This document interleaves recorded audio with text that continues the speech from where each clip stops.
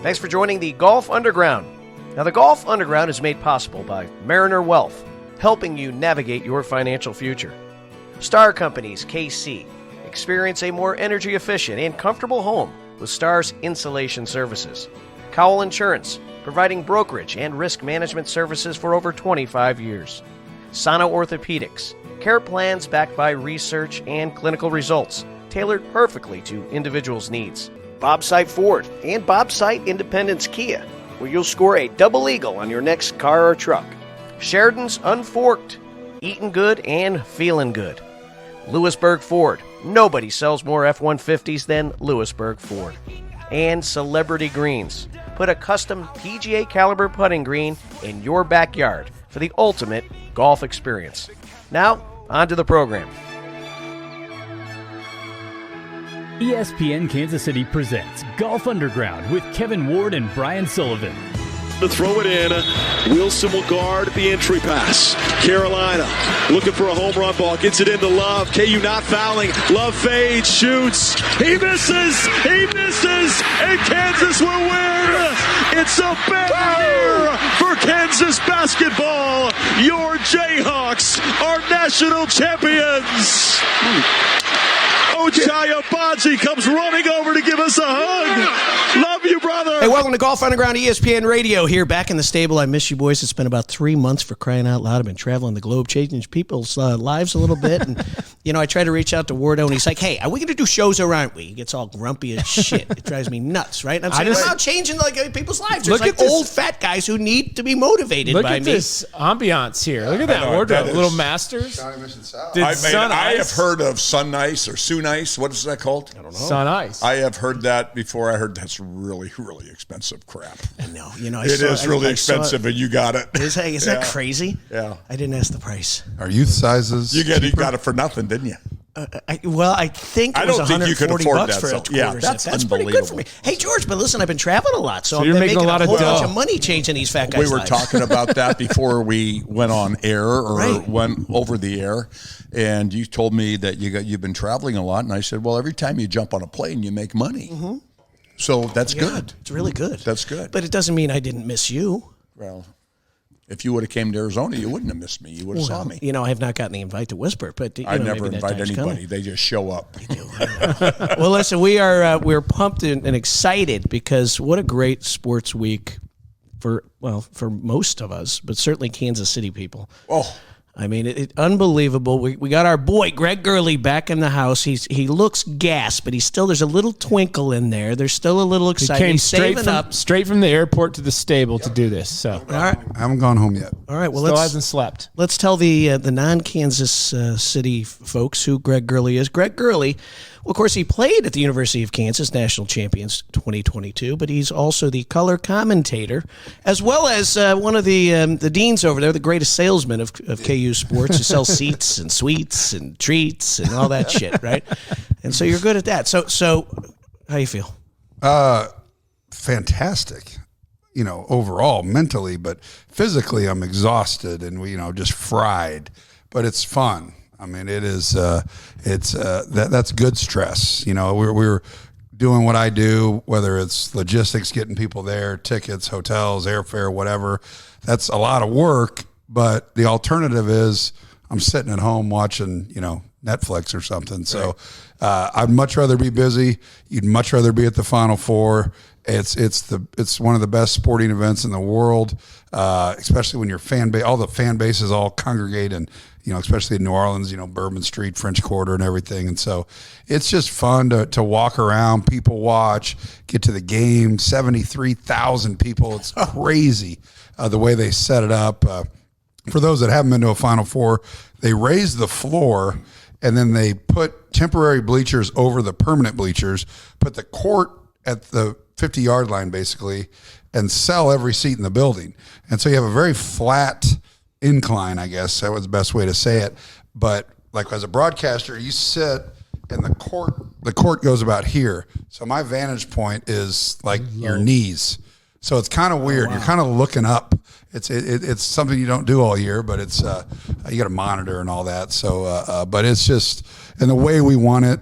Pretty much dominating Villanova, even though they had their chances, we just kept making shots and the equalizers. They'd hit a couple threes, we'd hit a couple threes, and it was a fun basketball game. Then the Duke Carolina game was one of the best games of the tournament. So good. And then our game was probably better than that one.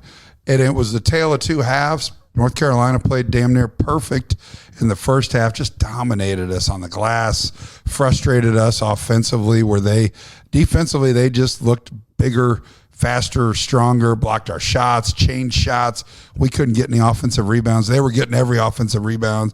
A lot of people talked to me about the officiating. I actually thought the game was I thought they did a good job. It was a physical game. We didn't deserve to be in the game in the first half. We deserved to be down 15. They just bullied us. And then in the second half, we turned up the pressure. We played better defense. We didn't allow them to get offensive rebounds like they did in the first half. And the biggest thing was we got out in transition. And we didn't get one transition bucket against Villanova and really nothing in the first half against Carolina. And then when we made that comeback, about 80% of our points were because of us getting rebounds and getting layups on the other end. And that's what got us back in it. And then Remy Martin, who didn't play the first 8 minutes of the second half and had a really bad first half. The only shot he made, he banked in from like 25 feet. That was bank in three from the top of the key. He was 1 of 5 with the bank in. And we're like, okay, we're just not going to get anything out of him. And then it takes so much guts for Bill Self to, after the half that he had, and then 8 minutes of the second half where he doesn't play, to say, all right, I'm going to go with Remy. I got a feeling. And what does he do? He makes 3 threes and then makes a big-time left-handed layup over their big guy, high off the glass. He gets 11 points in the second half. He doesn't win most outstanding player, but if you really look at the whole tournament, we don't win a national title without Remy Martin. Well, you know what was funny? I watched the Providence game. Or was it Providence? Providence. There was like 5 fouls called the whole game. Right. 5 fouls the whole game. That's all there was. Right. And then all of a sudden I'm going, hey, they're letting them play. And it was a physical game. And then I love Charles Barkley. I don't know if you like Charles Barkley. I love him. But I just absolutely love this guy. Sometimes when I'm bored, I get on YouTube and I watch him and Shaquille O'Neal go at it on TNT, classic. NBA, whatever. And I just love him. And at halftime, before the game, he picked KU, and then he kind of badmouthed Self a little bit. Said, hey, they're not playing against the Providence. Hey, they're playing against North Carolina. They keep going inside, and you got the guards got to win this game for us, for KU. He said, you can't go inside and let the big guy try to go up against their big guy. And sure enough, all the transition points that we made, Braun, who made every 3, it seemed like, the first, or Brown. I call him Braun. Because that's how it's spelled. You and Charles. It's spelled B-R-A-U-N. That's Braun. I played with the guy, Steve Braun. Right. It wasn't Steve Brown. It's kind of like Brahms, Seabass's favorite ice cream. Yeah. Brahms. Or Ben and Jerry's, or every ice cream. Seabass's favorite ice cream. Seabass, he doesn't care. Any ice cream is his favorite, right? No. So he says, it's funny. I watched the Providence game. I didn't see all the games, KU played, but this guy made every 3-pointer. He was a great outside shooter. He couldn't buy a 3-point basket. And then all of a sudden he goes inside. And early in the first half, he was getting all his shots rejected. Right. Now all of a sudden, he's tipping them in. The difference was it was an unbelievable game. When Christian gets in space, he's so much better than the half court. When half court, you're much tighter.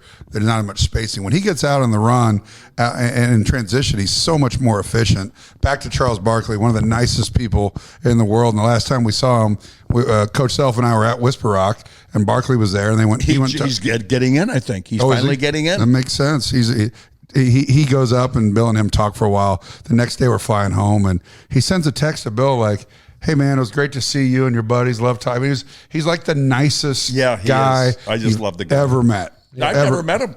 Or I met him one time, but he won't remember because I know one thing I didn't remember. Somebody reminded me that I met him. No, but he provides an interesting viewpoint, because I don't think he watches a lot of college basketball, but he's always on as an analyst for the tournament, and it's kind of refreshing because he is not so specific. He kind of just makes judgments on what he sees. He doesn't watch a lot of it, and I think it's fun. He's not right all the time, but he'll try to sell it, and he's great for television. He's great for the tournament, and he's fantastic on the NBA stuff. That's a fun show to watch. Well, he was right at what he said at halftime. Right. I mean, he was dead on. Now with the combo, KU got in trouble only going to McCormick. Obviously, that was Bill's plan, get it down low, and we just weren't making shots. But I think once we started running, then McCormick was a little more open. And the only way to really run, though, is you got to get stops on the other end. And we weren't getting stops in the first half, so we couldn't run. Or they were getting the offensive rebound. If we did, our first shot defense was pretty good. They just seemed to get every single rebound. They just big boyed us, and whatever the speech was at halftime, it worked because we didn't get big boyed in the second half. All right, so what were you thinking at halftime? Selfishly, because I've been, when you do what I do and you end your season 99% of the time a loser. And, we it's just the way it is. We won in 08 and we won in 22. That's 14 years of frustration. So selfishly, I'm like, oh, this is going to suck.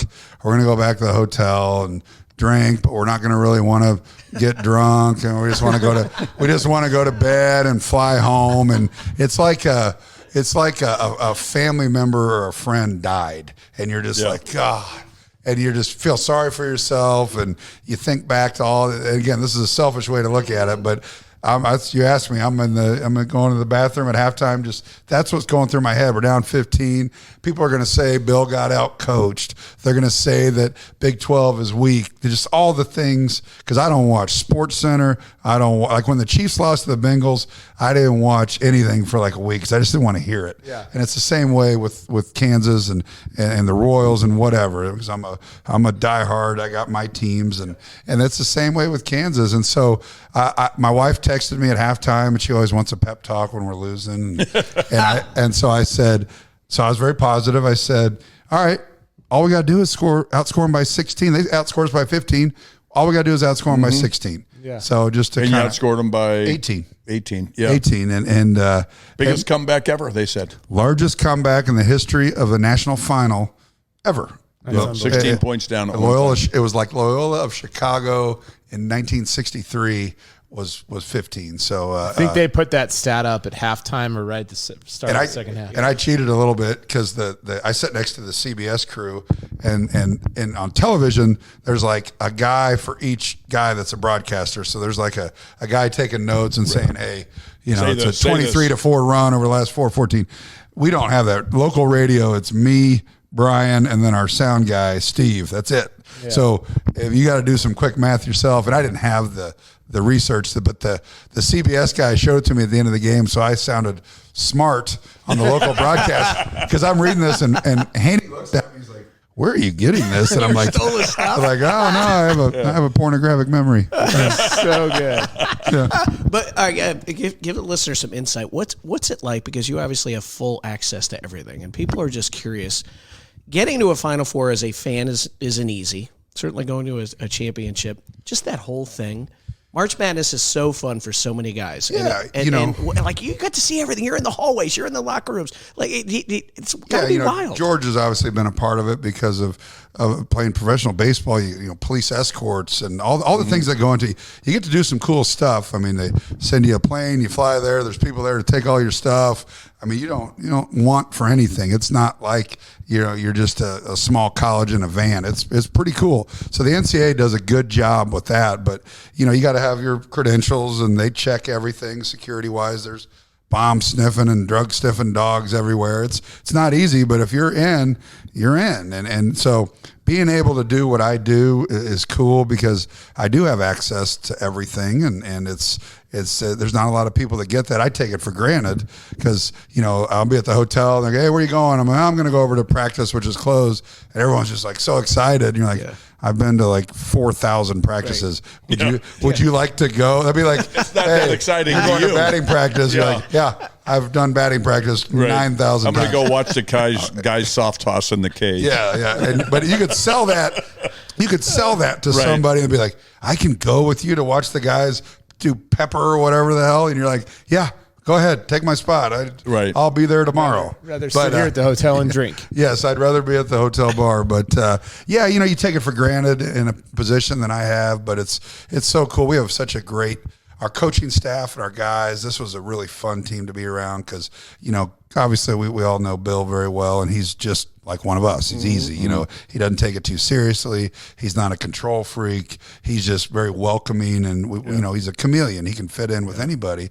But Norm Roberts and Curtis Townsend and Jeremy Case, our new assistant, who we've all known because he was a former player, Brady Morningstar, Brendan Bouchard, Q. We have like a great group. We all give each other shit all the time. It's just fun. It's I'm out, now that the season's over, I'm not kind of miss it, because now it's golf season. Now I got to hang out with you guys and like Ronnie and Hess, and I'm gonna be like, oh, this sucks. I kind of miss Debbie. You got to hang out with Debbie. Yeah, I got a $20 rooster, and I'm gonna miss my basketball family. No, Seabass is not as enjoyable as Q, but whatever. All right, but at the end, I guarantee if you called Seabass tomorrow, he wouldn't answer the phone. He wouldn't return your call.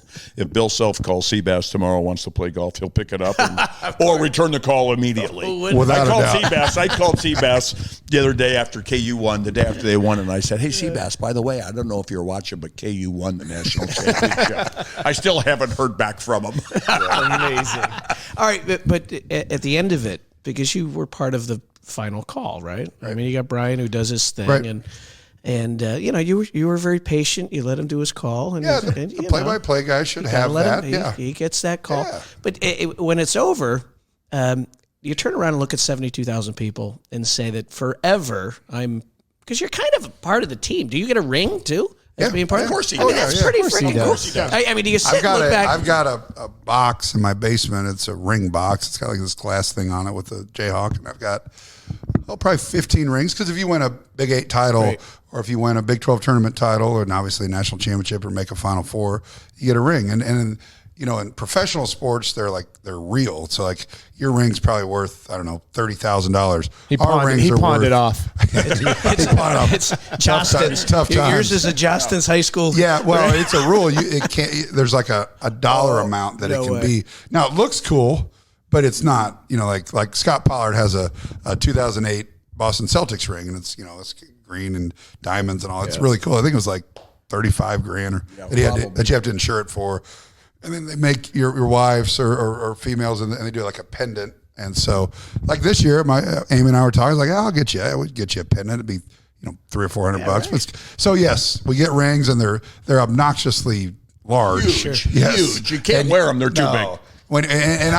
I have a Final Four ring that I played in, and I've worn it like 3 times. But some people do wear it a lot. Have you ever worn your world? You go to the Hall of Fame. I will wear my World Series ring from 1985 to the game tomorrow. Okay. Tomorrow's opening day, 2022. And I will wear my 85 ring because it looks like a high school ring. Small. Yeah. If I wore the 2015 World Series ring, it looks like a doorknob. Yeah. It's just too big. And you can't do anything with it. Like you bump into stuff, and do you realize how bad you two sound right now? I mean, have you want to come over and borrow? I'll let you borrow. Sully, borrow. Sully, you can borrow. I'll let you borrow the 80 championship ring. This ring of suits goddamn big. The 80 American League championship ring looks like a graduation from junior high. Yeah. Let alone high school. So if it's going to do money if it's going to do one of 3 things, sit in your ring box, you're going to wear it, which you hate, or you can sell it. I mean, I'm not going to sell it. You can't never sell that. Cheap ass. God. I'm joking. God. All right, let's do this. Did you ever sell your trophy from winning the runner-up at Rockhurst? Runner-up at Rockhurst. Did you win a state title at Rockhurst? Yes. How many? 3. Oh. Like individually? No. I'm a team player. All right, come on back here on the Golf Underground with George, Greg Gurley, Wardo, and Sully. We'll be right back. How many guys? Hey, Brian Sullivan here, and I've got a tip for you. You've got to head to Unforked. It's an amazing restaurant. What I like about these guys is they promise to buy and support seasonal, local ingredients first.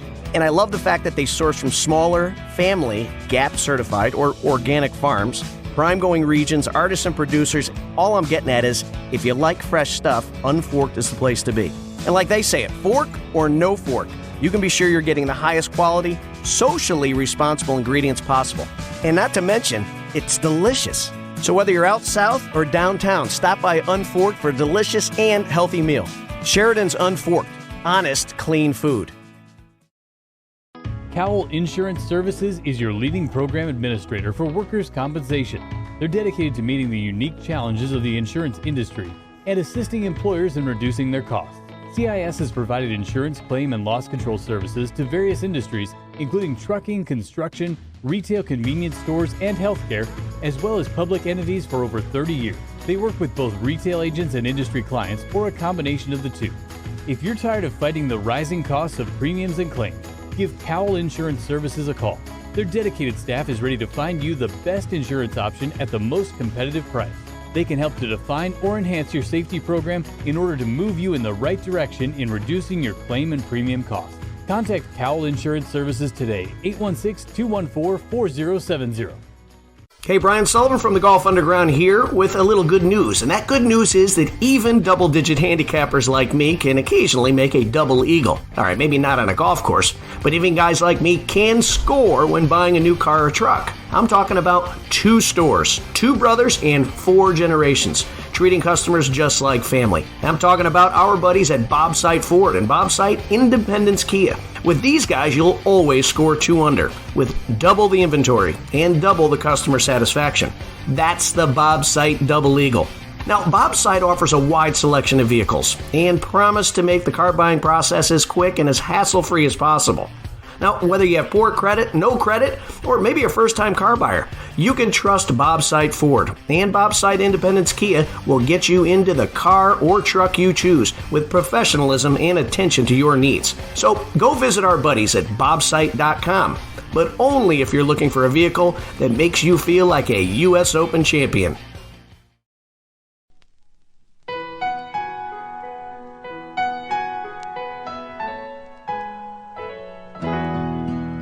Welcome back, Golf Underground, ESPN Radio. Here we are in the stable watching the Par 3 Championship.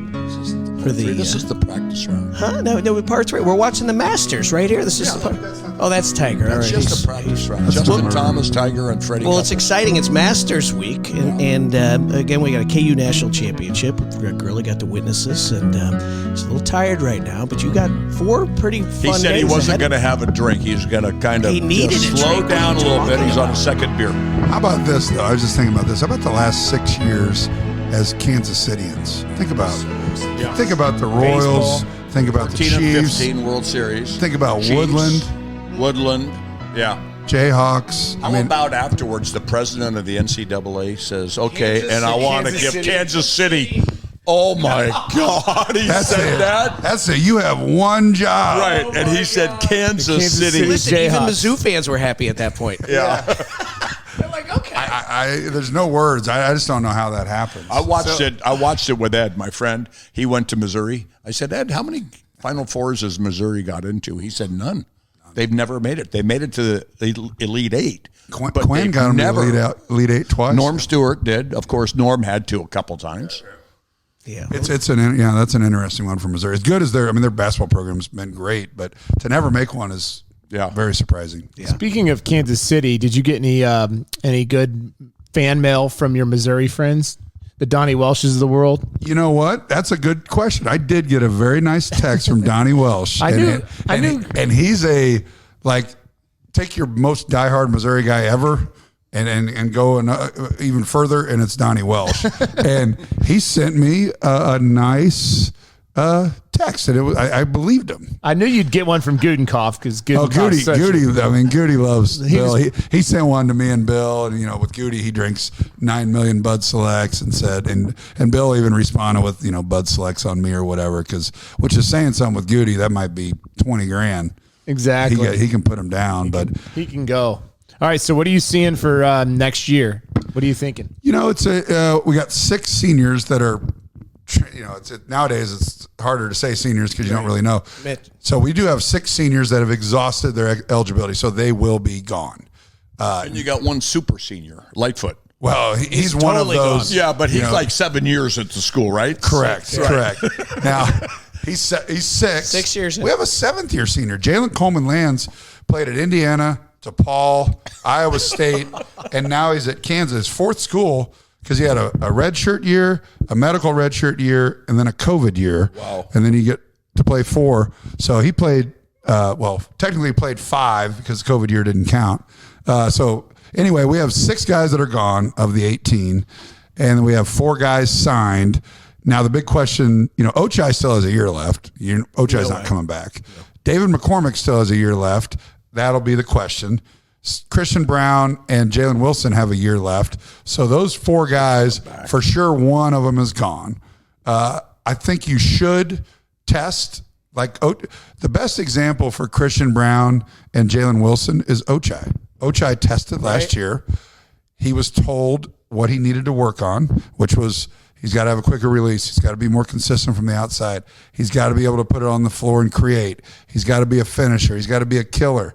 When you get that advice or that kind of negative advice, you get your peers and your people that look to be drafting you tell you that, you don't like to hear it. I mean, you wouldn't like to hear, hey, can't hit a curveball, so on and so forth. Well, if I was told that, I would go work on that. Correct. And that's exactly. So the next year, they wouldn't tell me that again. Well, that's exactly what Ochai did. He worked on everything, and he came back a completely different player. He didn't sulk. He didn't just go and say, these guys are idiots. I'm going to go to the draft. And he probably would have been undrafted or, let's say, mid-second round, which is no guarantee. But he went back, and he worked his ass off. He hired Damian Lillard's trainer. And there was a great article in The Athletic by C.J. Moore about this. It's a good read about Ochai hearing things from the trainer saying, well, you can't go left and you got to work harder and all blah, blah, blah, blah. And he took all that to heart and came back and improved by, let's say he would have been the 55th pick. He's going to be the 15th pick, if not better, because of the run he went on. And he's going to make $10 million more. Wow. Guaranteed money. Yeah. And so my point is Christian and Jalen and David can use that and say, all right, Ochai, mentally it has to hurt. You don't like hearing that you're a bad life coach and you're a bad golf teacher and you can't hit a curve and I'm fat and out of shape, whatever. We don't like hearing it. But then, like you said, what did you do? You went out and worked on the things that they told you had to work on. And CB and Jalen aren't perfect. They had a great year, but there's definitely things that CB and Jalen and Dave have to work on. They're flying high right now. They're national champions. Sure. They think they can. Yeah. If they played Michael Jordan 1-on-1 right now, they truly believe that they could beat him. They're the cockiest group ever, as they should be. They just won a national championship. But when reality sets in, you got to be smart and humble and be understanding that there probably is some things I can get better at. So we'll see. Yeah. That was a very long answer to your question. I really didn't answer it. I don't know what our team's going to look like next year because of that. I know that the guys that we do have coming back are really good, and we've got a really good we have 3 McDonald's All-Americans coming in. And we haven't had a McDonald's All-American, a consistent McDonald's All-American group. Grady Dick, MJ Rice, and Ernest Uday. And then another guy out of Dallas named Zuby that they love. And he's not a highly ranked guy, but he's about 6'9" with like a 7'3" wingspan, which to me, I don't really care how tall you are. You could have a long neck, but if you have a wingspan, that's the key. Because I don't care how tall you stand. I want to know how far you can reach, and he's athletic and has big reach. Yeah, you know what I thought was really cool? Out of all the players on Kansas, the starting 5, how many were from the Kansas City area or from Kansas? Well, we talked about that when we had Self on the show a year and a half ago. It was unbelievable. Christian Brown and Christian Brown's from Kansas City, Blue Valley Northwest. Right. DeJuan lived with Christian a lot of his high school career, but he's from Columbia, Missouri. Yep. Ochai is from Oak Park, so North Kansas City. So 3 of your starters. 5. Yeah, or 3 or from 5. the area. We were from joking. the area, which is incredible. You don't have to go to Chicago for We it. were joking that maybe we just can't get the recruits anymore, but clearly it worked out. Well, if you look at the guys that won the national title, the only McDonald's All-American was David McCormick. He went to Oak Hill, which is a basketball factory up in Mouth of Wilson, Virginia, that has put out more NBA players than any high school program ever. But David's it. I mean, Remy was like a 90th. Mitch Lightfoot was in the hundreds. There was nobody under like 50. I mean, Jalen Wilson was probably the next highest ranked guy. Ochai wasn't on anybody's radar. So not to continually kiss Bill's ass, but I mean, think of the coaching job he did. Nothing against our guys, but if you look at Coach K, he had NBA players coming out of his ass. Right. I mean, and Kentucky. Always, right? So we all want the big time recruits. You all want the first round draft picks, but that doesn't always mean success. You know what was interesting is when he came in here, it wasn't a year and a half ago. He came in that was before this October. season. Yeah, that's right. Before the basketball season. And, you know, I asked him, how do you take 5 studs coming out of high school, might be The best players in their towns. in their towns, in their regions, In in their leagues, state, maybe. And, you know, and I said, and, you know, how do you give them roles? And I think Coach keeps it really simple. Well, what you have to do, and we talk about this all the time, is as a coach, you have to be a manager of egos. You have to be a psychiatrist. You have to be, I mean, you were coached different than Jamie Quirk. You were coached different than Willie Wilson. Your managers all figured it out, and they knew what pushed your buttons and somebody else's, and that's why, you know, managers and coaches make the big bucks, because it's not just X's and O's. There's a lot of other stuff that goes on. I mean, they're all going to be talented athletes. We've got talented athletes just like Missouri does and just like North Carolina does. It's a matter of how you kind of mesh He's them. really good at it, though, right? Well, I mean, he's just so easy, and you guys have all been around him. I hope he doesn't listen to this show. I know, yeah. If he's watching, I His know head's going to get so big. because if he He's was probably going to say, I won't take any strokes today. I am so good at not only can I coach, you're not giving me any strokes today on the golf double course. the bet I'm now. playing you scratch, Wardo. he loves his strokes. Yeah, I know he does. He'll He take his depends on him. strokes. I got a video of him on 18, his second shot, and I just happened to video it. Sometimes I take video of guys I'm playing with that are somewhat famous, and I send it to my buddies, and I go, player quiz. And I sent it to my buddies out in L.A., and sure enough, Bill hooks his second shot on Belinda, and he goes, God damn it. And that's the video I sent. One guy got it. He said, is that Bill Self? well, you took him to the Blue Hills member guest, right? Yeah, what was that? 5 years ago? 5 years ago. Yep, I mean, yep. but again, you talk about a cool guy, right? Yeah. What Hall of Fame guy would say, all right, I'll spend 4 days with a bunch of regular Joes. With Gurley playing Well, golf. that's why, you know. Well, because there's a Did lot. he commute or did he stay at your house? He stayed at a hotel. He But what a regular guy, right? Oh, just, yeah, because you're and, playing. You know, and at Blue Hills, we've got a lot of Missouri guys that hate Kansas. And even some of my Missouri buddies were like, they'd walk up to Bill and say, I thought I was going to hate you. Yeah, exactly. And I really like you. And it's embarrassing to say. Unfortunately, I hate And, you. oh, God, let's I go like drink. you. Yeah, you're a good dude. But he's just a regular guy. And again, if he's watching this, he'll be like, God, you kissed my ass on the underground he's got- podcast. I remember the last time we did this show or something, and he signed that lifetime contract, and I said, Bill, who's happier you signed that lifetime contract with Kansas, you or Gurley? Because if he's got a lifetime contract, Gurley's got one too. His golf partner, his travel partner, beer drinking buddy. Yeah, all my of God. You two can just coast now. Maybe Well, the two. he's not. Maybe There's the no two of you coasting. There's no how coasting. guys I are- don't know. Once you win, you got to win But I again, think man. maybe they should go on a trip together to Sandals or something. Well- And like just maybe a good 7 days. Sandals. You know, Right. Yeah. Dunn's River. No, but Just the two of you. But I will say in this, I don't think he's just trying to be serious. All right, continue. I will say that I think all Monday, inclusive. all inclusive, 2 beds. You two go. beds. You go. But I do think that he even admitted that he needed another title because around the country, he's the most consistent winner of anybody. And you can say Mark Few and you can say some others, but when you look at the numbers, win-wise, it's Bill. Only one national title. So winning on Monday puts him in a different fraternity. I mean, there's only 3 active coaches right now with 2, and that's Patino and Jay Wright. And obviously Coach K was until he just retired. But it definitely puts you here. Yeah. And the other thing, it legitimized the Big 12 because in 2020, let's go back to 19. Texas Tech is a jump shot away from winning a national title. 2020, we're the overall number 1 seed. No question about it. The entire world believed that. And we had a very good opportunity to win it all. COVID takes that away. Baylor wins it last year. We win it this year. So you're looking at 3 of the last 4 years playing in the national championship game, twice winning it, and another time. So the Big 12 caught a lot of grief or static because Kansas only had one and nobody else had won one. And we win the league every year. Well, how good could that league be if Kansas always wins it? You know, it's like saying Gonzaga.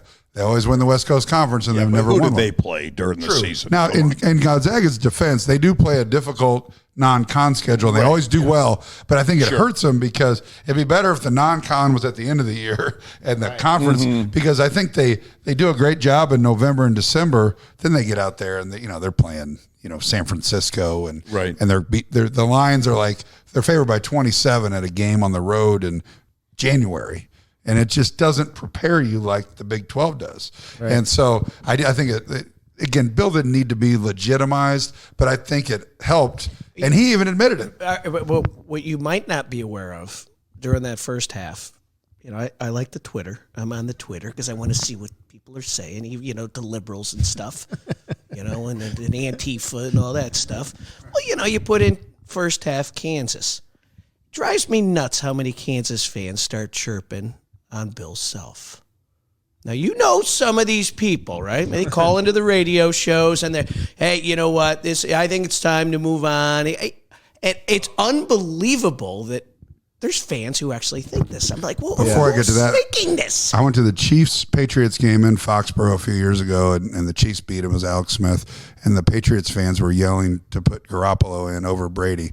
Similar deal. Yeah. I was looking at some of these fans like, are you crazy? How drunk are you that you think Garoppolo should play? Okay, but Kansas fans and college basketball insiders or people that think they're insiders on Twitter, like you probably do, think they know more about the game. I mean, people were probably saying that Bill was getting out-coached in the first half. Of course that was Which, was he getting out-coached? I mean, because the age-old saying, coaches get way too much credit and way too much criticism. They were missing layups. Was Bill a great coach in 2008 because one of his players had the balls to make a three-pointer to tie it up? No. He recruited a great player, and the great player made a great shot, and he put him in position to make that shot, but it doesn't make him like a smarter coach because he made a shot. So people that think that he got out-coached against North Carolina in the first half are crazy. It was layups. It was our team just got beat. Layups. So what made him a good coach was whatever he said in the locker room is what made him a good coach. And you know what? That will go down in history. This past year. Did you hear what he said? Go down in Would history. you rather be down 15, 16 points with 20 minutes to go or 9 points with 2 minutes to go? That's coaching. That's coaching. That's what he said. You got all the time in the world, boys. And I'm sure there was some expletives thrown in there. I'm sure there was some challenging of manhood because they got bullied and big boyed. It wasn't the refs. It wasn't an injury. It was just It was kind of like an old Roy team. They beat us to the ball, and they finished and they made free throws. They did everything that you do to get up by 15. Well, I was thinking, all right, if they can cut it to 10 before the under 16, and then they cut it to like that 8 right away. Agreed. And then I'm like, all right, at the under 12, I'm thinking like, all right, let's maybe get it. They had it fucking tied up. It was like the 9-minute mark. We had a 6-point lead. Yeah. It was crazy. It was so fun. I mean, and we're just trying to like, because we were in Fort Worth when they beat when Carolina beat Baylor. That was the game right before ours. They were up by 26, and Baylor took it to overtime. Yeah. I mean, it was crazy. And we're like, no chance North Carolina wins this because Baylor's got all the momentum. And then Carolina came back and won, obviously. And so I was talking to Brian. I was like, hey, let's not get too excited here because this North Carolina team has shown the ability to lose big leads, but then come back and win. And that's, you remember, we were up 6, and then they tied it up. It kind of went back and forth. Went up and then, 5? Hey, don't forget, with about a minute 20, they were up 1. Yeah. Right. Oh, of course. So what goes through your mind with 4 seconds to go, and the KU gets the ball because they threw it out of bounds, and then they pass it, and the guy steps out of bounds right there. And first step. You know, he just stepped out of bounds, and they had that little black line. Yep. And then there was like court, a space. and then there was the space, and I'm going, You know why? so He's from what's the Colombia, and Mizzou fans thought he did it on purpose. court? No, what goes through your mind then? You're going, oh, my God. I'm thinking like record books wise. 10 years from now, I'm like, oh, we have the ball with 4.2 to go and up 3, Right. and if they tie it up and we lose, this is going to go down as the most monumental collapse ever. But I was still, that's what I'm thinking. Mm-hmm. And then you move your thinking to, okay, they're going to get the ball because we see the replays. He was clearly out. All right, do you foul? Foul him. That's what I was thinking. That's what I thought. That's And what Bill and Barkley I- was saying. I foul him all day. And Bill and I have had this conversation many times, and he's kind of a 50-50 guy. You also got to think about how smart your team is, and this isn't a dig. It's not a challenging A dig of on saying they're intelligence. dumb. It's when you tell a kid to go foul, And that's the all guy's they think shooting. about. And the guy's shooting. You're setting yourself up like if you can have them catch it with their back to the basket, they take a couple dribbles, yeah, you go and foul. But if they catch it going forward and you reach a little late and they go up for a shot and get 3 free throws, yeah, that's what when you if I tell you to foul, you're okay. I want to do what coach wants us to do, and they do it no matter what. So that's where he's kind of nervous, and I probably shouldn't have said the intelligence of players, but just the fact that it's the moment of the game. I mean, you're so hyped, and you're told to foul. And I So haven't you foul. Yep. And I haven't even talked to Bill about this because after the game we were just celebrating, having a good time, and we weren't talking about the game. We were just talking about the win. So I'm going to. But it kind of looked like Christian was maybe kind of reaching, and then he just put his hand up and he airballed it and the game's over. Well, and I thought he might have touched him right there at the end. No, he didn't. He wasn't even near him. Yeah, I Scared have the yet, hell out of Even me. near him. I have Wasn't yet even- to a referee watch it. wouldn't have called that. You can't call that. But he did touch him right at the end. Hey, Missouri guy, enough. No, I'm a Kansas. What are you Yeah. talking about? daughter, Come your on. daughter. I mean, Yeah. Come on, golden girl. Yeah, come on. Sully. But it was an unbelievable evening. And the evening turned into a morning. We had a good time, as I'm sure you've had that in 1985. Did you guys win? Yeah, you won at home. Where was it? Where was the after party in '85? We went to a George's little house. restaurant called Nabil's. It's no longer there. We left. We didn't leave the stadium till 2:30 in the morning. And in Game 7 was kind of 2015, we were in New York, and they just had a big party at the hotel. We were going to leave after the game because it was Game 6 or Game 5. Right. So we were going to leave after the game, and our traveling secretary in Dayton got together and said, hey, you know what? Let's just spend the night here, and we'll leave in the morning regardless. Yeah. And sure enough, by the time I got back to the hotel, I mean, it was basically the doors were locked, and there was, you name it there. Anything we wanted. Fun. It was unbelievable. Did you tap any beer? Because the game in '85 was kind of anticlimactic. What was it, 11-1? Oh, yeah. Did you get any off? 11-0. Did you get any off before the final pitch? No. No. I probably would have. 11. It's worth asking. 11-0. Yeah. I'm going to get a head start on you guys. Amazing. All right, let's do this. We know your time is valuable. George, you got a big dinner tonight too, right? I got dinner with my family. I haven't seen them. Where are you going, George? We're staying at home, or we're going to the club. I'm not sure yet.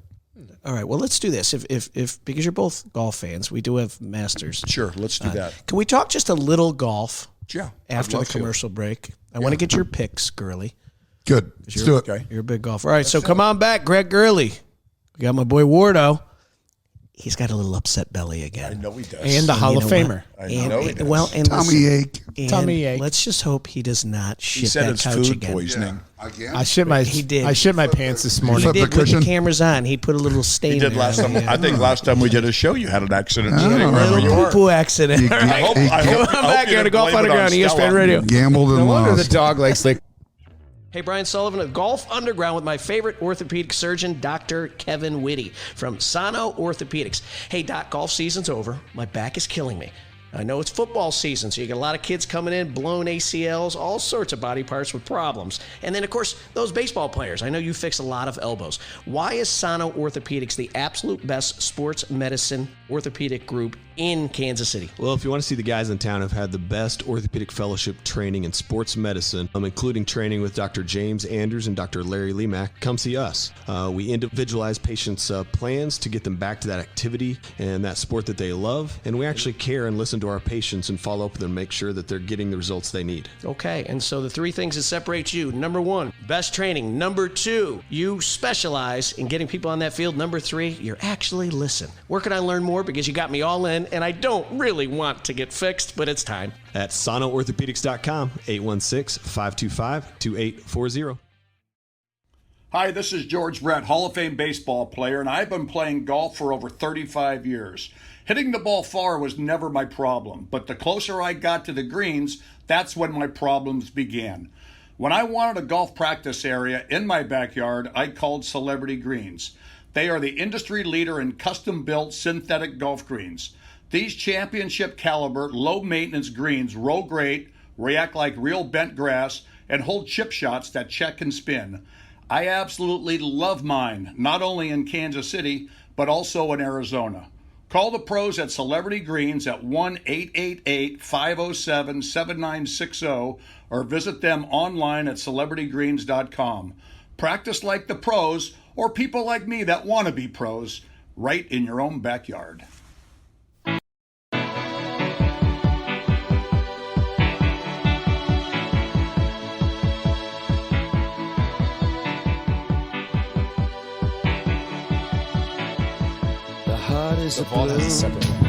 Welcome back, Golf Underground, ESPN Radio. Here in the stable with my boy Wardo, who I miss dearly. And George, I missed you too. You go down to Arizona. You know, I don't believe we've all been together. I don't know, two months. You know, just doing it remote. We were probably together in December at some time, and now it's April. Yeah. COVID is gone. All right, we're moving on. And we have our boy Gurley. He's getting ready for golf season. Yeah, I haven't played since October. What's the handy? 2? It's the same. It was in October. 7.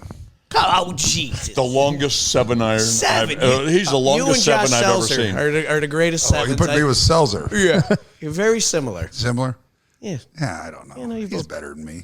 I don't know. What do you think I am? I think you're probably, I'd say 5. 4. I was going to say 4. He does great in these tournaments. That's why he crushes it.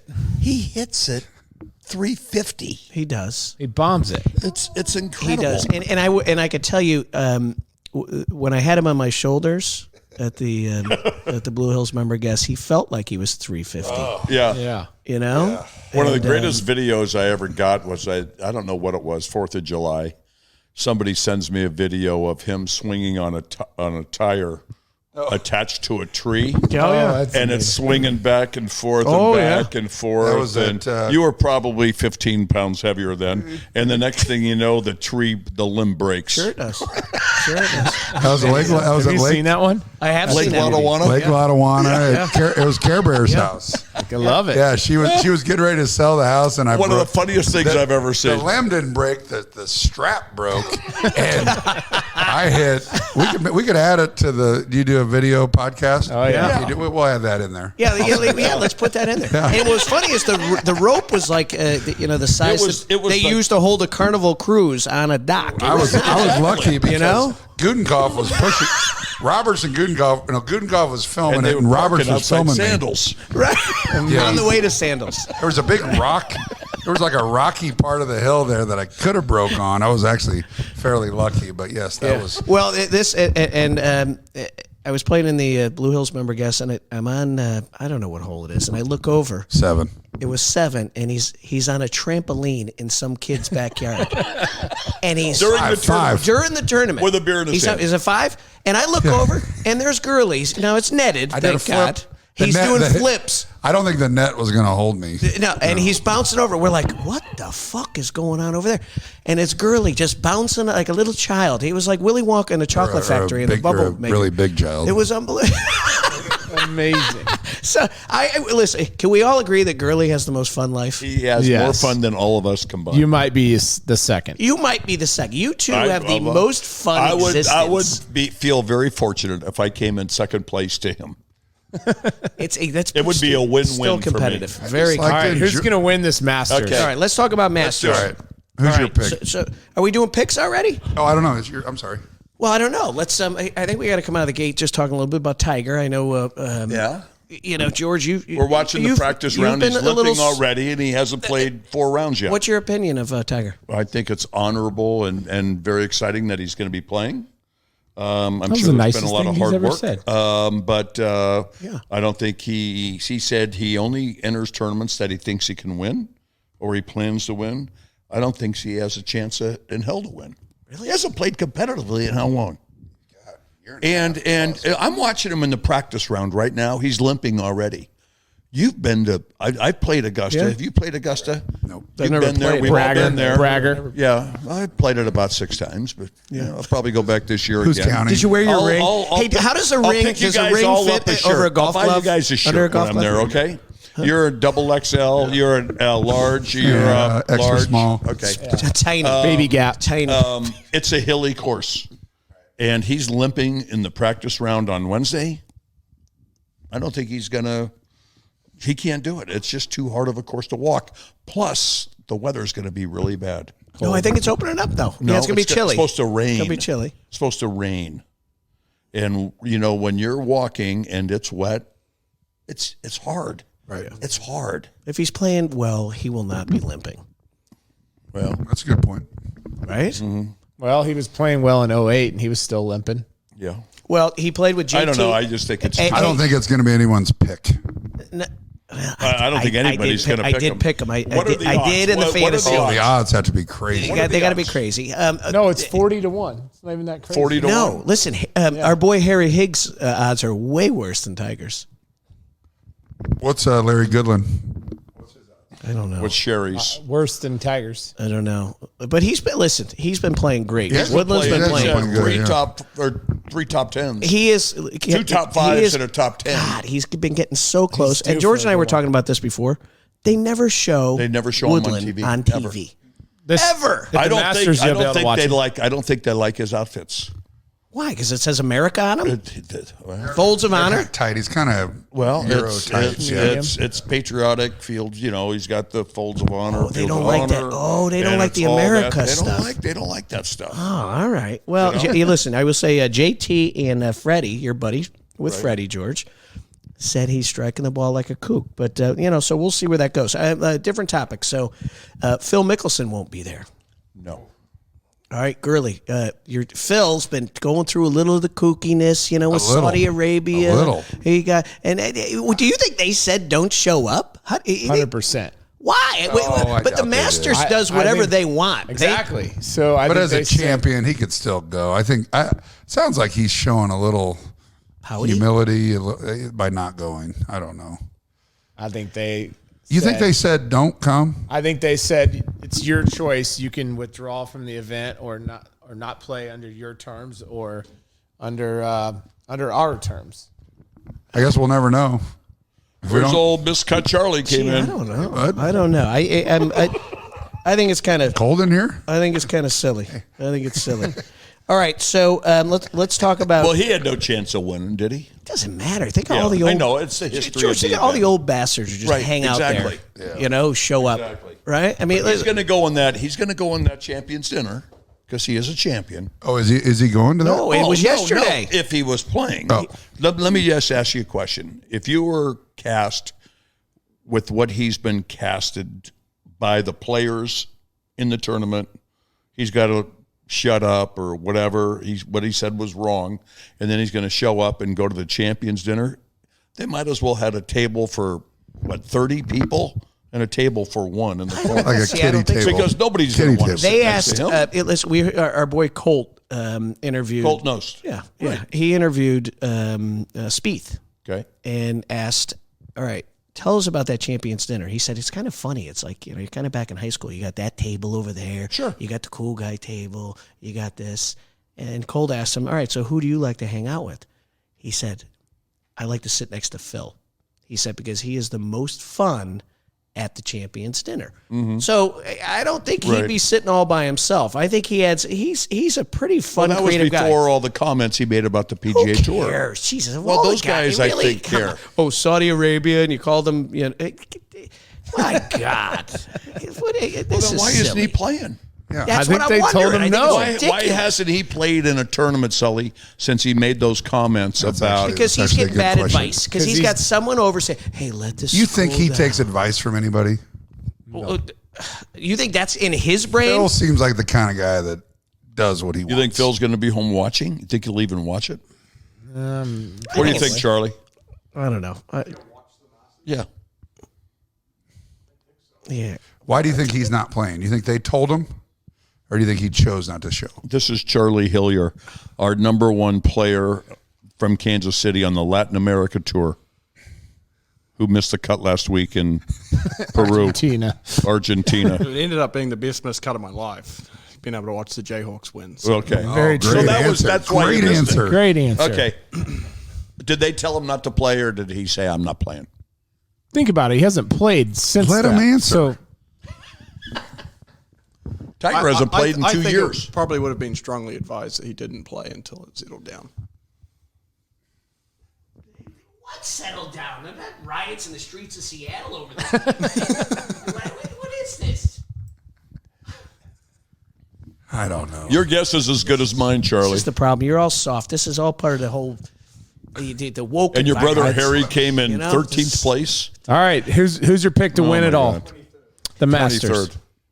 The Hillier Me? family is. Yeah. Oh, we're gonna start with me. All right. So New Zealand is so to win disappointed it all, in you guys. I'm going to go with one of your old guys who you competed against. I believe for your U.S. Open qualifier. I believe you said he was down there. Oklahoma State's Victor Hovland. Oh yeah. I got two guys I'm picking. Hang on, you're not up yet. Okay. This is a game show right here, please. Okay. I'm gonna take, not as my dark horse, just as my guy that's gonna win. I'm gonna take Justin Thomas. Okay. I was going to take. Can I take two? You can come back. We're going to come back to that I'm second going to question. take Morikawa Why? because it's going to be wet and he's a long iron. He's really good with his long irons. Wow. I didn't realize you're studying the game now. No, I'm not. I just heard you're that scaring one. me, George. I heard that one broadcast. He hits 4 irons and 3 irons and 6 irons and 5 irons better than anybody on the tour. He's the most accurate. And I think if we get a lot of rain, there's going to be a lot of those shots. Yeah. Good point. Gurley? I'm going to go with the hot guy right now, Scotty Scheffler. Wow. He always seems to be in it, doesn't He's he? always hunting. He's just killing Does it. it How does favor? it go? No, it favors a hooker of the ball or a left-hander, right?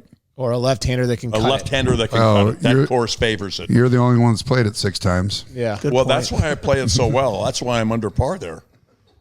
8 rounds cuts. under par. It's pretty good.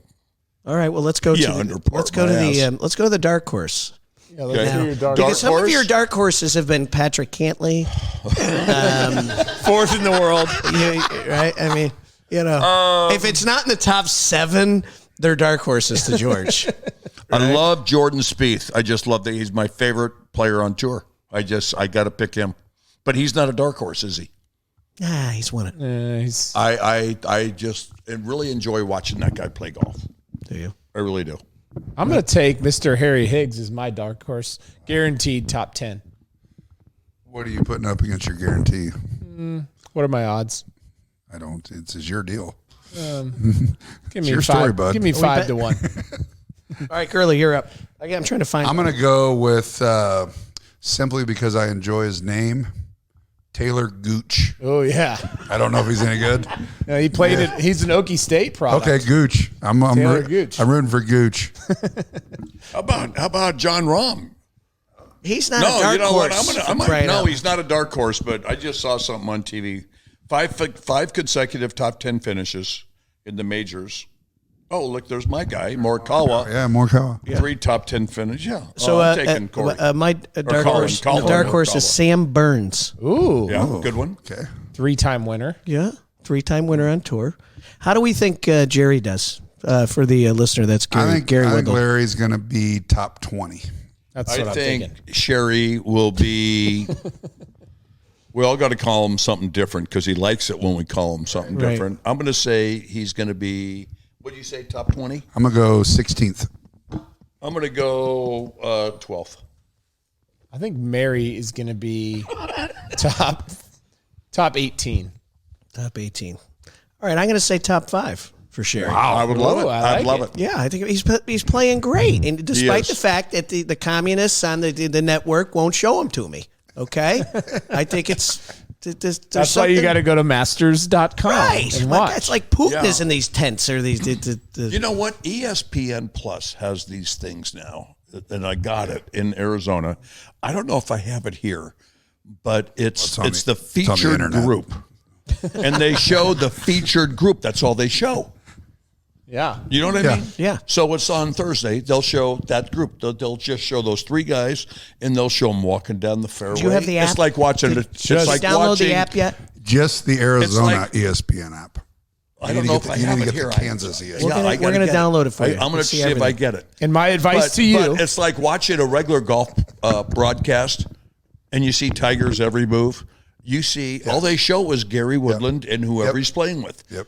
And it is really kind of and interesting. They do featured holes. So Featured even holes. if you don't see him in the deal, you'll see. But they don't 4, show 9, him. 12. They don't show 12, him. 15. And I remember 11, asking 12. Gary McCord one day, I said, how come you guys never show, this when Gary worked for CBS, how come you don't show Gary Woodland ever? We only show guys that have won the majors. Ooh. That's what he told me. So then Gary wins the major, and they still don't show him. It's the outfits. Must be the outfits. Must be the outfit. It must I be. would have That's thought the only thing I can think of. Yeah. He's a handsome guy. He's got a lot of appeal on the course. Yep. We go out and watch him play at the Phoenix Open. He's got as big a gallery as anybody. Mm-hmm. And they love him. George, my advice to you on the featured groups, I'm going to give you one piece of advice. If you get Michelle Wee as your announcer for the featured groups, change the station, even if it's Sherry. I didn't know. You don't like her as an announcer? Well, she's not as good as she was as a player. John Cook was doing the featured groups of Gary in the Phoenix Open, the waste management. And Nitties. He just walked with Gary the whole Nitties round. was too? Nitties John too. Cook. Nice. Who? Nitties is doing featured groups. No, Nitty? Yeah. No. Yeah. For what? New Zealand? New Zealand or Australia? He works for the tour. James Nitties? Yes. Our James Nitties? Our James Nitties. No The way. handsome one, yeah. I promise. No way. A good looking one. So he's retired from golf? Yeah, he called Speed Shot at Pebble. He retired from golf. He retired. Did he? How old is he? 38, 39. Yeah.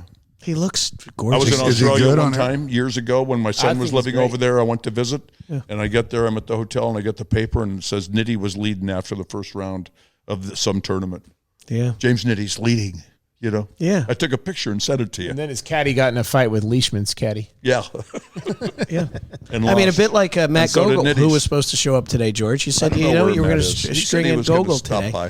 All right. Hey, did Wardo, did Mary reach out to you after the KU victory? Because Woodland obviously is a huge Kansas fan. We text after. Did he text you? Any? I texted him, and he texted back. Did he? He was there in Sherry? Yeah. Larry was there in 2012. I remember, Yeah. but he didn't come Monday. He gets Got pretty bigger focused fish to during. fry. He gets pretty focused during the match. He was very upset. This is a good story. Amy and Gabby and Gary and I were walking down the street, Bourbon Street, 2012, and a lot of people were coming up to me, Kansas fans, asking to take their picture with me, and They didn't know him. and they would hand the phone to Larry, and I go, and they would take it, and they go, okay, and then And we'd you'd go, hey, we'd don't go you another want 10 one with feet, Gary? and these people would be like, oh my God, Greg Gurley, and I'm like, yeah, Gary, take the picture, and so, and I go, we went somewhere, we went to Pat O'Brien's, and I said, that's gotta just crush you. You're a professional athlete, and I'm I didn't play much. I'm a nobody, but it's got to bug you that I'm so much more recognizable than you are, so much. And then this is how petty he is. So we have our drinks or whatever, and him and Gabby went back to the hotel, and he calls me like an hour later. And he goes, "Hey, just so you know, when I walked back to the hotel, about 6 people recognized me and took pictures with me." I go, bullshit. Bullshit. No, God, you're not that. Do you think people recognize him now? Oh, yeah. Yeah. He's a major. Yeah, he should. I know he's a major winner, but yeah, I just feel like he doesn't get enough attention. That's all. Well, You know? you just got to get him that attention, or he plays He likes a little attention. bit He better. feeds off attention. He does. He Likes likes Like we Sully. all do. I guess. Yeah, Like no, Sully. it's true. Egomaniacs a little bit, you know? I get it. So, all right, Wardo, I mean, do we take a commercial break, and do you have any rapid fire? Should we after? have? Like should a we 2 talk minute some rapid opening fire? baseball? I mean, Huh? George has got dinner. He's got ice cream. I in got the car. dinner with my kids today. Yeah, It's, he's- what is it? he's Okay. got dinner. Let's do another this. 5 minutes. All right, let's do 5 minutes. We're going to take a commercial break. When we come back, we're going to talk Royals opening day on the Golf Sounds Underground, good. ESPN Radio. Hey, Brian Sullivan, Golf Underground, with a little tip for you. If you're looking to buy a new Ford, you have to check out my buddy, Jason Gudenkoff at Lewisburg Ford. They've been saving Midwest Ford buyers thousands of bucks for over 40 years because they do business the right way. They sell everything, check this out, for $50 over invoice. That's simple and cheap. And they win a lot of awards. In fact, they won Ford's President's Award 17 times. That's the top Ford award. And they only give it to dealers with superior customer satisfaction in sales and service. So they know how to take care of customers better than anybody. Now, what these guys know how to do also, keep this in mind, sell trucks. Lewisburg Ford has sold more F-150s than any other Ford dealership in Greater Kansas City. That's 2 years running. And last year, they were the #1 F-150 sales leader in the entire state of Kansas. So, no hassle. $50 over invoice pricing, unparalleled customer satisfaction, and a huge selection. That's a perfect recipe for selling trucks. So, check out all their inventory and prices online at lewisburgford.com or give them a call at 816-444-2300. New golf clubs, a big screen TV to watch the U.S. Open, or maybe even a new golf cart that I've got my eye on. No matter how you choose to spend the savings, if you're looking to put a dent in your monthly heating and cooling bills, the answer may be right over your head. If your attic isn't insulated properly, you're missing out on a prime opportunity to cut costs. Call the certified energy experts at Star Companies, Inc., 816-353-2160 for a free estimate to learn how they can help you save money. 816-353-2160 or visit starcompanieskc.com. Do you have retirement dreams about perfecting your swing and spending your time on the green? Or maybe you have a bucket list of golf courses you'd like to travel to. Whatever your financial goals are, Mariner Wealth Advisors is your advocate. We take the same care in understanding where you stand today as we do in understanding where you want to be in the future. Then, we help you set a personalized plan to help you achieve your long-term vision. Contact Mariner Wealth Advisors today to start your financial planning journey. Visit MarinerWealthAdvisors.com to find a location near you.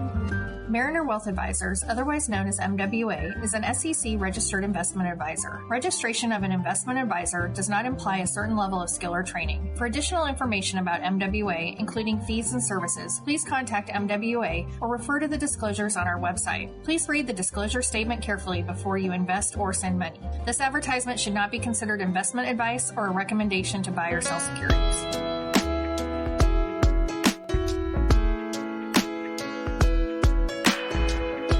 You're better than the best. I'm lucky just to linger in your life. Welcome back, Golf Underground, ESPN Radio. Might have started that one a little too early. All right, closing segment. It's Masters Wednesday. The par 3 championship just ended. We've got Royals opening day coming tomorrow, and of course we have the Hall of Famer, George Brett, here as a co-host of the Golf Underground. George, tell me about the year. Are you excited about our I'm very excited, yeah. Tell me. Well, we can catch it and we can throw it. I think that was evident last year. And we got speed, which is important. We brought up a lot of young pitchers last year. They got valuable experience pitching in the major leagues. We signed a guy that started his career here, Zach Greinke, to a 1-year contract. Mm-hmm. Zach pitches to contact. One of 3 guys all last year that threw, God, what was the stat? It was like 175 innings or 275 innings. I don't know what it was. Only 3 guys did it. Zach was one. I think he really was great for our young pitchers in spring training. Every time he did a bullpen session, they all went. He went to all theirs. He would talk to them. And when you got a great defense like that, you pitch to contact. We got a guy, Bobby Wood Jr., that's what everybody wants to talk about, he's got he's a baseball player. And Greg, it's like when you're a freshman in college and you're like a really good high school basketball player, you're going to have your struggles. It's how you overcome those struggles, right? And I think Bobby Witt, being around him all spring training, he's got a good head on his shoulder. I don't think he'll panic. I think he'll excel. The worst, I think, label you can put on anybody is unlimited potential, because then you will never reach that limit. But I'm going to tell you something. He's really good. He's really good at age 21. Is he the best you've seen in the last 20 years? The best 21-year-old I've seen in this organization. I mean, this guy's a ball player. And I was telling people in spring training, I never hit 300 in the minors. And then when I got to the majors, I struggled. Charlie Lau got a hold of me, and I learned how to hit in the major leagues. This guy's never struggled in the minors, and he's put up great numbers. So I think he's going to be able to make the adjustment easier than I did. Will he put up career numbers like I did? I don't know. I have no idea. All I know is he's a really, really good player. And he's playing next to a guy, Mondesi, whom I've said for the last 2 or 3 years, if he could stay healthy, could be one of the most exciting players and best players in all of baseball. There isn't anything he can't do. Yeah. And then you got Nicky Lopez, who hit 300 last year, playing second base, who was a finalist for a Gold Glove at shortstop. I mean, I'm excited. I really am. And our bullpen, I don't even know who ended up making the team because I left a few days early, but I read something in the paper one day. Our velocity out of the bullpen, nobody tops that in all of Major League Baseball. Wow. We got guys throwing 98, 99, 100 miles an hour. It reminds me of back in 2014 and 15. So let's just get off to a good start, see if we can maintain the winning. If you get off to a bad start, panic might set in, which has happened before. So, we're facing one of the best pitchers of baseball opening day. Go out and give it your best. It's like I kept telling everybody all spring, I'd introduce myself to them. Hey, George Brett. I do this every day to the same guys. George Brett. I know who you are. What's your name? Kevin Ward. Hey, do me a favor. Be the best player Kevin Ward can be. That's all. Be the best player you can be. If you're the best player you can be, you're the best player you can be, you're the best player you can be, you're the best player you can be, guess what? Going to be pretty good. But if you try to do things you can't do, you're not going to be very good. And that's kind of like, I think, what Bill does. For sure. He finds out what these guys can do, and he puts them in a position to succeed. And these guys are young. They're 20, 21-year-old kids. They seem to be able to do that. I'm watching the Final Four game, and I'm going, it's amazing. Some of these kids are 19, 20 years old, playing in front of 70,000 people for a national championship. And they're up there making free throws, not even hitting the rim. I'm a special, special talent. Well, we got some special talent this year. Hopefully we'll be able to breathe, stay under control, and just do what you're capable of doing. And I think if the Royal players can do that, we'll be all right. That's my season in a nutshell. Well, comparing baseball to basketball to football, some people overcoach. They make you turn you into robots. But do what you can do. The old saying, control the controllables. Control what you can control. Right. Nicky Lopez can't control what Bobby Witt does. Right. He can help him. Nicky Lopez, if he tries to hit a home run, he's not going to be very good. Why did Nicky Lopez hit 300 last year? Because he hit line drives to left, center, and right. He hit ground balls to left, center, and right. He hit 1 home run or 2 home runs. But if he thinks he's a home run hitter, he's going to hit 250, and he's not going to help our team win. And that's the whole thing that I think major league players have to realize. Home runs come as a result of a good swing. They don't come from trying to hit home runs. It's like you hitting a bomb off the tee. Yeah. I'm not trying to. Nope. I'm just trying to hit the ball solid. Well, it's how you shoot 69, George. Well, you're 68. I missed it by my age by one shot. So I think the listeners should know that you 5-foot birdie putt on 18, and I thought about it. If I wouldn't have thought about it, I would have made it. God, if I make this, I shoot 68. You're almost 69. Yeah. Well, it'll be easier to shoot my age this year. Right? Charlie, you ever shot your age on the front nine? No. You never have. Yeah. What are you, 28? All right. So George, I know you got a big I got a big dinner with the family tonight. tonight. I don't know if we're eating at home or we're going out to the club, but it'll be good to see all my kids together. I haven't seen all three of them together since December. I've seen two of them at a time, one of them at, and stuff like that. To have a family dinner is something I always look forward to. Nothing better. Yeah. And you've been on the road for your own March Madness. Your family's probably. Speaking of that, I was fortunate. Both of my daughters got to go to the Final Four, so I got to enjoy that with them. Their boyfriends were there, and Amy was there. So we're empty nesters now. You've been an empty nester for a long time, and you do cherish those times that you get to travel with them, or just as simple as grilling steaks, and they hang out for 2 hours because once they get to be teenagers, you don't really see them. They go do their thing. You want to see them, but they don't want to see you. Yeah. Unless they when want they're money. in high school, they don't want to hang out with mom and dad. Come on. But and then later in life, they want to hang out with mom and dad. Well, and what happens, like with you and me, your kids figure out that what you do and who you are is pretty cool, and then they want to be around it. Like my kids at the Final Four.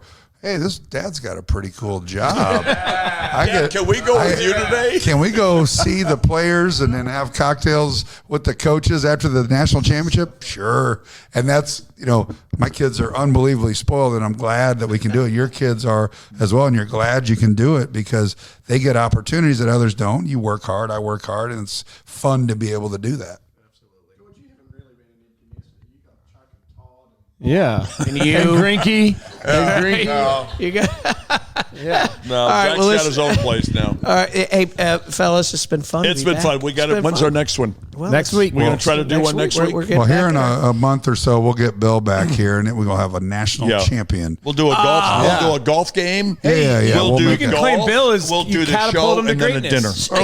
How's that? Another guy to greatness. Another one. Everybody who's on the underground becomes a here's champion. the deal. Here's the deal. Maybe when everything calms down, we'll get Bill to come in, play golf. We'll play golf at Mission or someplace. Come over here, do the show, and go to my house and have a barbecue. How's that sound? In. Are we in? In. I'll even use the hooray. We can do the. Let's bring the cameras over there. We'll do it in the backyard. And we'll use some show me steaks. Yeah. Right? Show me beef. Show me beef. I don't want to wait. We're all in. Can we do this? I'm all this in. weekend? Which time? When Wives included. Wives included. Well, it'll be wives included if my wife's in town. If she's not in town, no wives. All right. Well, listen. We hope you all had a great time with our little KU championship. So good. Masters coming up, baby, and of course, opening day, Royals. It's a great year, great week to be Kansas City. Hope you enjoyed the program. You've been listening to the Golf Underground, ESPN Radio. Okay, go to